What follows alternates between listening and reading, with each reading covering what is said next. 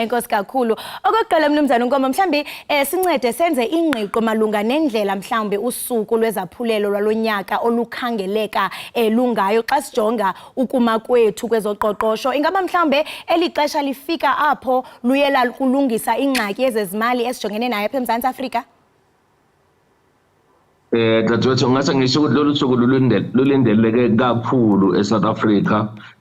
Njalo sihlala sibheka ukuthi uma kufika uBlack Friday bakwethu hawu nathi sothatha lokho okuncane sinakho esikusebenzele phakathi konyaka sothenga noma yini esibone ngathi siyayidinga emzini yethu emakhaya esiyophathela gogo nomkhulu mase sigoduka. So ke ngase ngisho ukuthi economy ayinhle kodwa inhliziyo zabantu zisakhuluma sithi hawu akube khona nathi esikuthola ngaphezelo esehlile. So ngiyathemba ukuthi leso sibalo sika 2 billion 2.4 billion esiqaqulwa uFNB singakwazi ukuthi sishaye ngokwerecord mhlawumbe sigcine sesingaphezulu ko 3 billion wamarand kulonyaka esikuwo.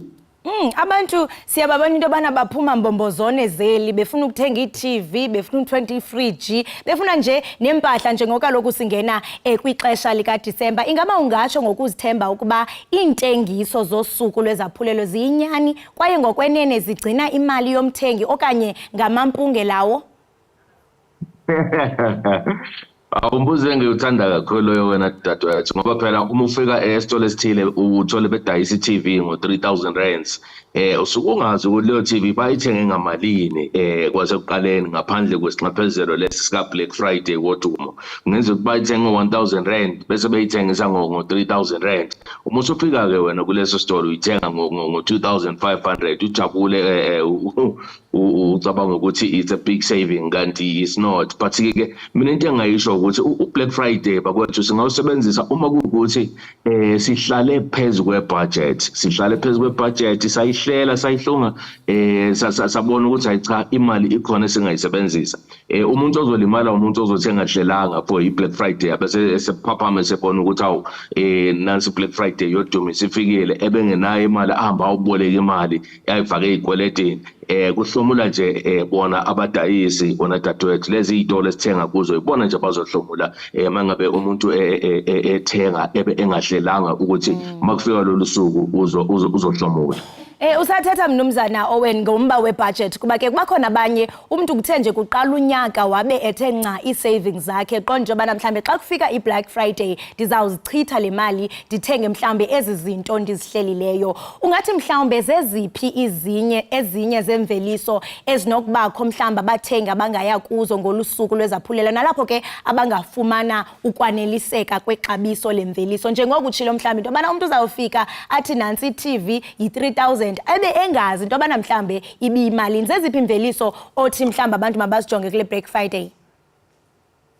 Ngibona ngathi kubalekile sokuthi kwenziwe i-research uma umuntu okholelwa kuyo iBlack Friday ngoba kukhona abanye abantu abangayinaki iBlack Friday kodwa uma ukholelwa kuyo iBlack Friday ngibona ngathi kubalekile ukuthi usuke wenze ucwaningo lwakho ngaphambi kwesikhathi kunokuthi ube umuntu ophaphama selifikile lolu suku. Wenze i-research yakho uye ezitolo lezi ezinkulu ezidayisa ngebulk hamba ucheck ama prices khona before iBlack Friday.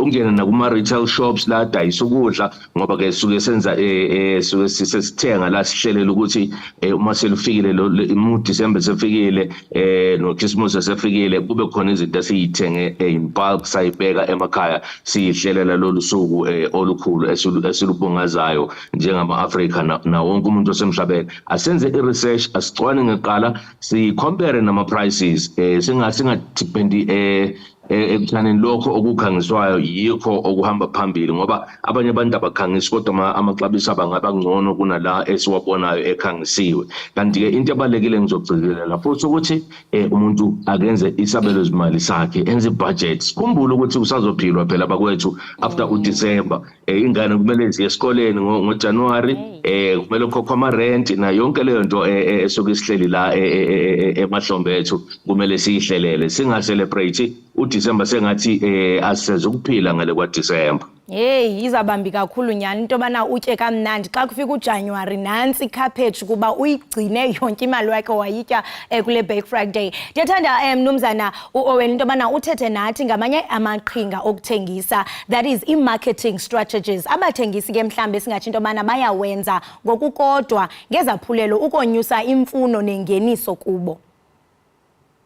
Yebo bagcwele inkundleni zokuxhumana ko social media kuma WhatsApp databases bathumela ama messages buthapu bakhona na ko TV bebekhona futhi na kuma direct sales. Kanti ke into ebengifuna ukuthi umlaleli noma umbukeli ekhaya ayiqaphele as well ukuthi ukhona ubuqhophololo buzokwenzeka ngalesikhathi ngoba wonke umuntu ucabanga ukuthi everything is cheap kunama savings kanti kukhona abantu abazoba izisulu zokudayiswa kwezinto ezingaphephile noma sekukuthi sezedlulele isikhathi ama expired dates bese kuba khona ingcindezi yokuthi umuntu uzofuna ukuthenga ama investment la athembisa ama returns amakhulu ngesikhathi esifishane. Ngiyacela bagade bakwethu ababukele emakhaya ukuthi you don't just fall victim to zonke lezi zinto esikhuluma ngazo ezethulwa ngo Black Friday ngoba ngiyayibona negenge ama investments singenile sebethengisa ama products ngawo Black Friday benikeza ama discounts. Nigade bakwethu umuntu angagcine ese-click on link ezomlahlekisa ngemali ugcine sekulahleka imali eqhamuka ku bank account obucabanga ukuthi uzoyisebenzisa ngawo December. Kubalekile lokho na dadewethu ngoba igenge sihlakaniphe kakhulu le izigebengu sebekwazi ukuthi basifunde indlela esicabanga ngayo ne behavior yethu especially online. So umuntu akaqikelele ukuthi uma ezothenga online particularly njengoba uzwile ukuthi over 600 million of ama transactions yenzeka online. Nathi asihlakaniphe sivula amehlo before umuntu athenge. You must make sure ukuthi website is verified. Ubona nje ngale log on website link at the top ukuthi this is a verified website wona dadewethu. Bensazawubuza into bana mhlambe izinto nabantu ekumele babaziqaphele ingakumbi online because kuye vele nje ufumane imessage ethi click this link nansi sale umuntu aklikhe xa yethu uyangena tyhini ngamampunge wodwa siscam azibhaqe sele imali yakhe ithathiwe ngondlela mnyama. Enkosi kakhulu ngokuxhobisa ababukeli bethu. Mnumzana owen ukuthenga izinto ke ngetyala kunokudlala okanye engqondweni yomthengi yaye kube nemiphumo engathandekiyo emva koko umuntu nalityala uyazibona into bana hayi vele ndizabuye ndiyibuyise athenge. Ingaba bubulumko ukuhamba ngaloo ndlela ingakumbi kolusuku lwezaphulelo? No, well kuyadependa on dadewethu angithi kwesinye isikhathi uma uthenga izinto bayabakutshela ukuthi kuney'nsuku eziyisikhombisa ukuthi ubona ukuthi weneme ujabule noma iyakugculisa lento oyithengile. So umuntu akangakhohlwa ukuthi abhale phela lezi insuku uma into eyithengile ingasebenzi noma uma kunama defects akashesha phuthuma ayibuyisele kuleso store la so kuyidayise khona. Nanokuthi singakhohlwa ukugcina ama receipts ngoba uyazi ukuthi le genge noma bengabe beyakubona bekukhumbula ukuthi awu lento uyithenga Black Friday esitolo sabo kumbe la bedayisa khona babenza ngathi abakwazi. So ngicela ungasilahle islip esipakazayo ukuthi wathenga into ethile kuleyo ndawo. Make sure ukuthi you keep that slip ukwenzela ukuthi mhlambe ngesinye isikhathi ungasizakala uma kukhona ongahambi kahle ngalento sokuyithengile. Ndiyathanda mnumzana owen into bana usikrobisele kulona umba wokusebenzisa i-credits umuntu mhlambe xa ezawuthenga kule Black Friday kuba kaloku itshilo i-National Credit Regulator yathi into bana mhlambe ayicebisi kakhulu uba abathengi bathenge nge-credits. Ungathini ngaloo nto? Well njengoba sengishilo ngaphambileni sisi ukuthi i-credit ifana nje nemali umuntu asuka ayisebenzele kodwa uyibolekele le mali. Uhlakanipha ukuthi ungathathi isikweletu esikhulu esizokuxaka uhamba uthenga into ezongena esiswini iphume ngale.